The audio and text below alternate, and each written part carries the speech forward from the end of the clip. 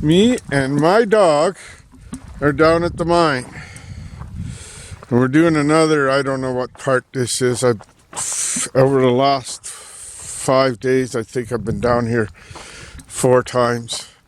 We keep losing them and I keep making them too long. So anyway, we're going to start over at the wash plant. Like I've said many times before, I love my dump truck. Everybody should have one of them. Be cool at rush hour traffic, yet I never see rush hour traffic much. Come on, Q! Q! Come on. So we're going to walk over here to the wash plant. Wendy says I got to do it again. This will be at least the 4th time I've started it. Come here, Q. Over here. Stick around with me. And I don't see any tracks of anything down here. Nothing.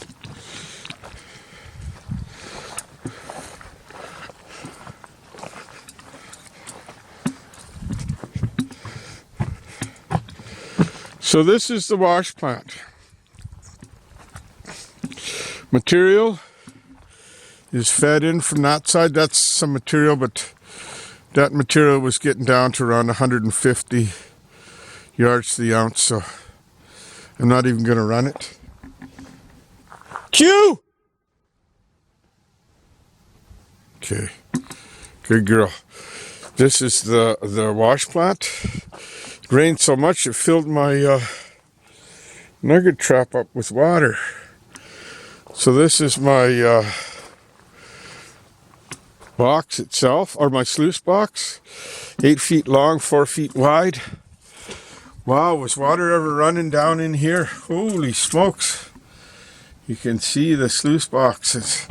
Let's see if it's cleaned it up enough that we can see any nuggets in here. It hasn't been cleaned since we last ran, but there's only probably about 4 hours on it, and I can't remember why I stopped. Probably something to do with my knees. So usually all the gold is trapped to about here. You get a little bit to about 2 feet. And very seldom do we clean the bottom mats, about once a month or so. And the nugget trap gets cleaned about twice a season. And we find some nice, the biggest nugget I ever found was found in there. And the second biggest nugget I ever found was found right here in the mats. And they were both just under a half an ounce. So I have found some gold with quartz a little further down. But usually it's all caught. All the nuggets are caught up in the top. Now I use this mat from 3M. I buy it through Ranger Mining in Pemberton. And as you see, it's no backing, but it does go this way into the box, this upside up. These are my mats that I change the top to. I had other mats. I think they're up at the house. Now, my water comes here, up here into the plant. I got 2 spray bars. And then I use this 3/4 inch screen. It bolts on right there at the end. I wish I had 5/8. 1 inch is a little bit big. Or not 5/8, but 7/8. I wish I could get some 7/8. I used to be able to, but they don't get it anymore. So anyway, it's all washed. Rocks come off. As you see, it washes them really good. I could put big rocks in there, as you see too. No problem. As long as they're set in there nice and gentle, it doesn't do anything. And then the fine tailings come off this end. And the operator with the excavator, he scoops them out, piles them there, and come along with the excavator or the loader and haul them away. And then there's a ditch that runs along here, takes it down to my pond. Now we've already been down there and looked at the pond. This is a cleaning station. Okay, I talked about this before, but I'm going to talk about it again. And it's my plant. One time I was at an auction, and the guy told me, he says, you're only getting 65% of your gold. You need to change to this new technology. Come on over here, Q. He said, you need to change this new technology. You can't be, you're losing too much gold. You're losing the 30-year gold. So I was talking to another guy at the auction, and these two guys don't know each other, but they both run basically the same kind of plant. And he told me the same thing. And I went, oh man.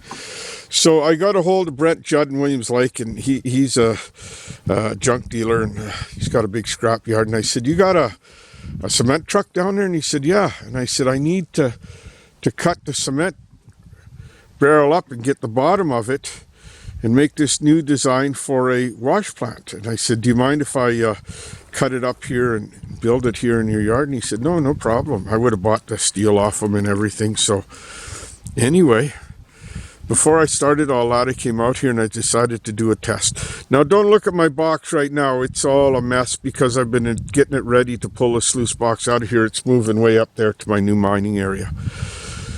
So I came back here and I did a test. Over about, I don't know, at least 4 weeks, maybe longer, 6 weeks. And I ran about 40, 50, maybe even as many as 60 buckets. I'd just, at the bottom there, I'd let the tailings come off and fill it in at various, along the box to see if there was anything. There'd be about a third to half a bucket, and I'd go over to the cleaning station, I'd pan it out, and I never found one speck of gold. Not one speck of gold. I've told this story every time and sat here, and but Wendy, we keep losing it and stuff like that.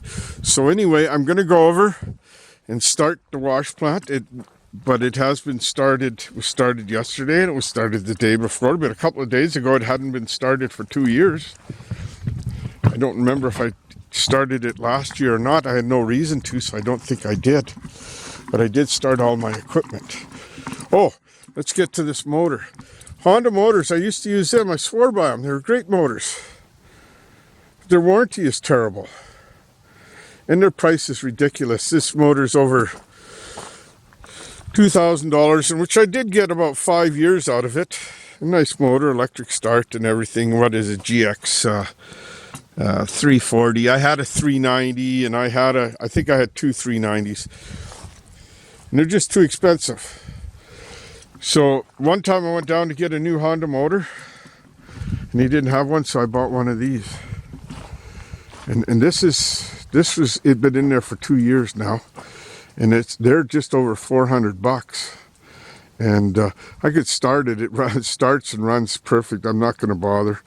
And the battery there, that's one of those cheap batteries from Canadian Tire, Princess Auto, and it's still working good. It's still start up, good for another season. But like I say, I'm going to pull this plant out of here and move it down over here. So now we'll take a walk around and we'll look at what I do, because we've lost this video of me walking around looking at the equipment, so we haven't been able to get it up on site. So as you can see, you see where the tree line is. That's where I mined. Did really good in there. But as I come back in here, it was really shallow. And because there had been a cat down in here in the 40s, and he pushed a bunch of windrows up. When I first started mining in here, it was all grown up with trees, but there was these big windrows. And those were the first things I mined. Found good gold. It's all reclaimed back in there. And so we'll start here. This is the Terex. I got it a few years ago. I had two 980s. I loved the 980 cats, but I couldn't afford to put tires on them. I couldn't even find any used ones.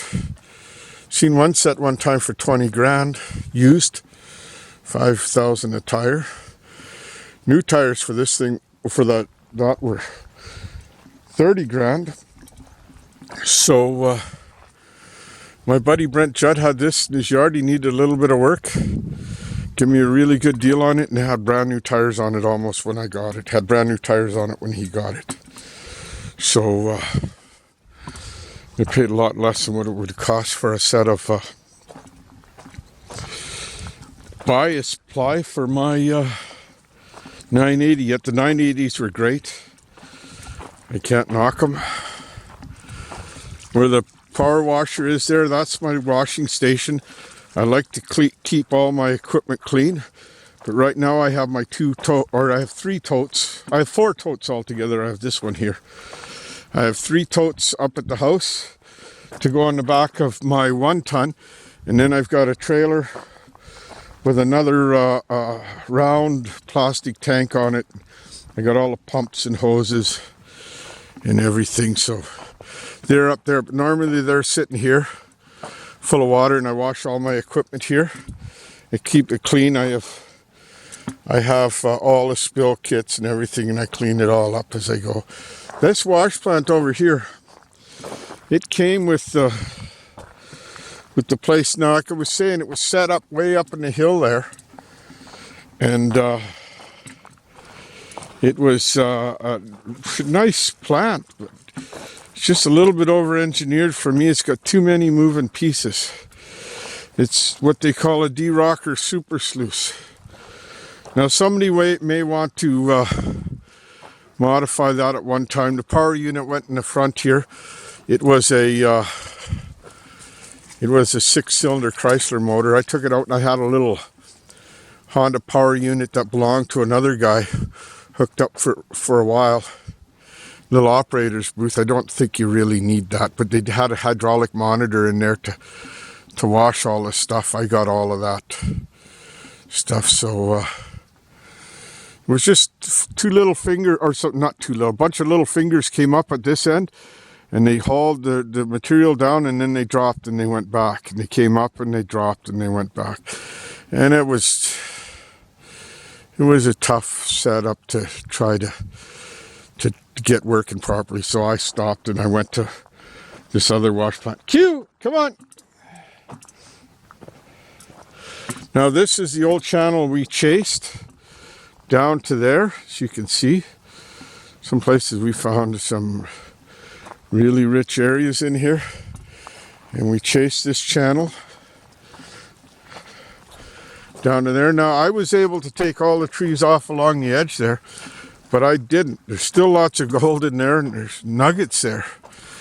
But anybody who wants to come down and dig a few buckets or set up a high banker, I don't mind them doing that. This is my D6. This is my little chainsaw mill. It's a carriage. Works slick. I had a really neat saw for it that I bought, but it's back on warranty. It was kind of a little bandsaw, and it hooked onto that's the rails, and then the little carriage. It cuts, like you see, we cut a little bit longer, but it didn't work very good.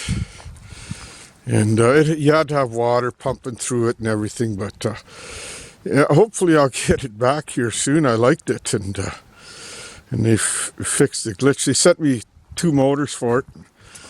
Anyway, this is my D6. It's a 1966. I'm the second owner.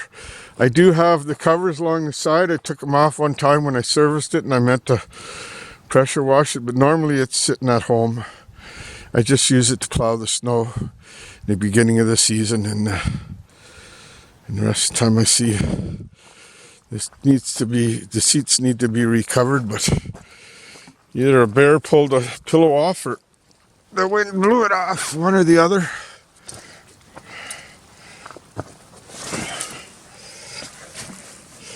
But anyway, like I say, I bought it off a fellow used to own Empire Valley Ranch. I bought a bunch of equipment. This is my 270. Great machine. It's I put a new motor in not a new motor, a reconditioned motor in it when I bought it. The motor was shot. I still have the old motor.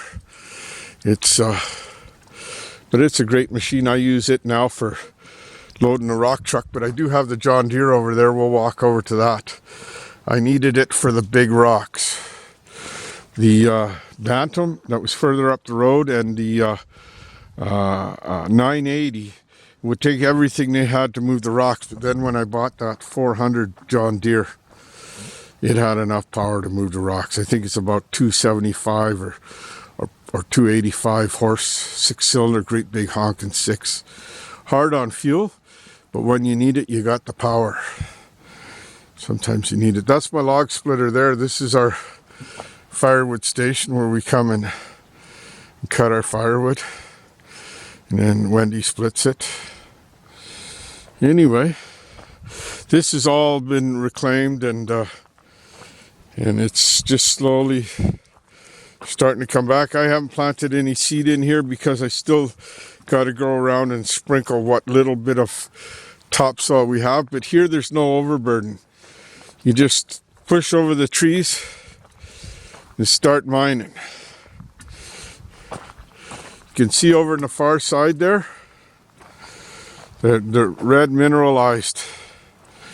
This is where we hit a patch one time that I discussed it with you one time that was really rich. And it was right here. And it wasn't even very deep. But over here, there's lots of ground that needs to be mined, but it's sand. And my plant is not big enough to run sand. So Wendy says I got to keep these short. I got to take a couple of these barrels up to the house. I need them with my fire station. You can fill them up and it's easier to fill piss cans. I got a couple of them.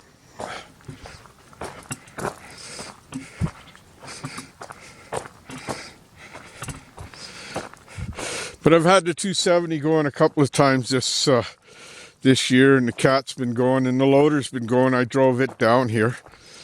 The only thing I haven't started is the rock truck. I was going to start it today, but my knees are just too sore to climb up on that. Everything else is good with me. It's just my knees, and it's going to be tough enough walking to the back here.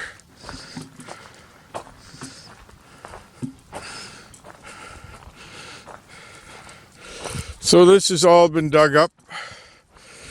I went down either 6 to 12 feet here.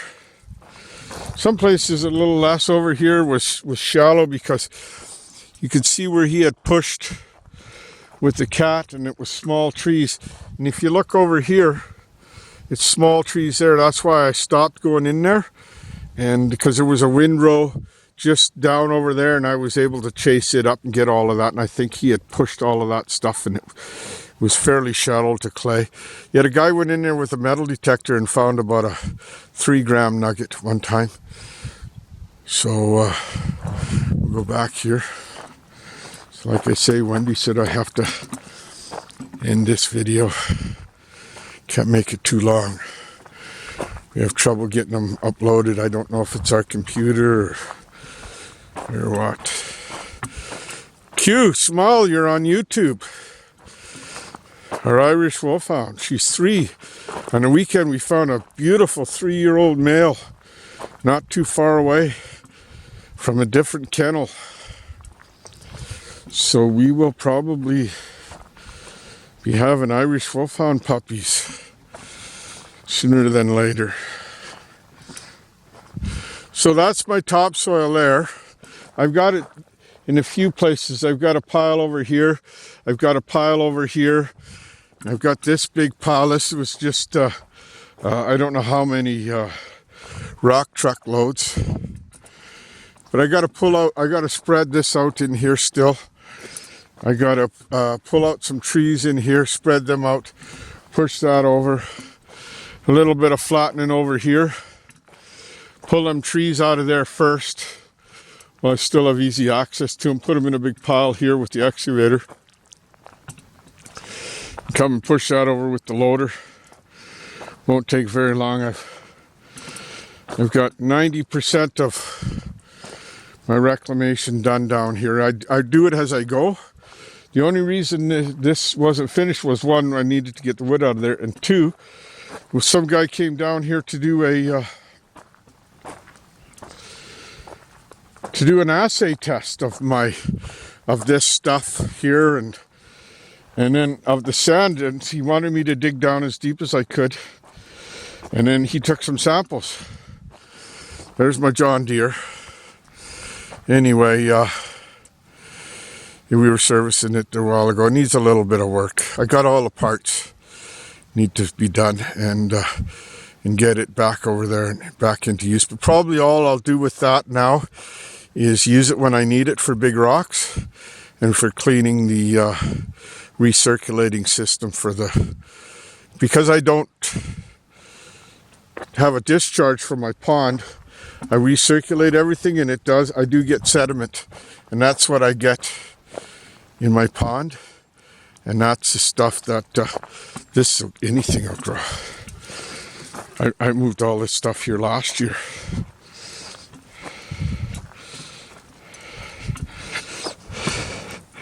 There's sand a little bit.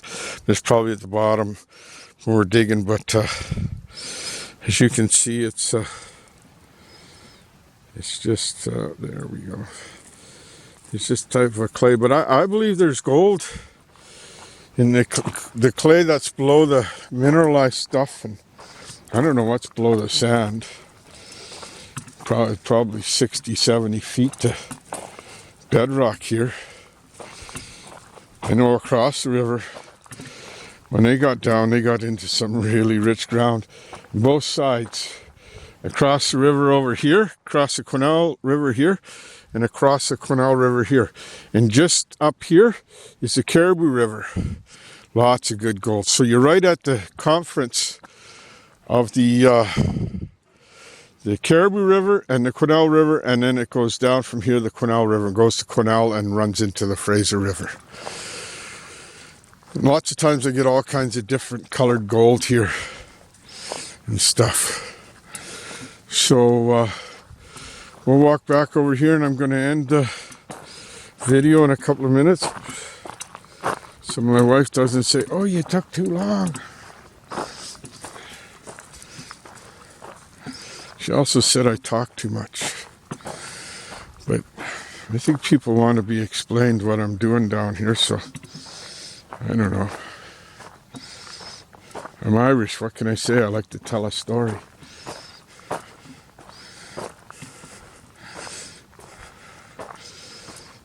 More topsoil stacked here. This is clay gravel. There's topsoil over on the far side of that little bit of sand there. There's topsoil over in there, and this is ready. I just got to spread this out a little bit, and then I got the stuff to throw on the top. And then I'll throw down a little bit of grass seed. And I'm not going to log any more down in here yet, or mine. I'm not. It needs to all be mined someday. But I just kind of ended it here and continue back up following the river channel. Okay, that's it. I'm going home.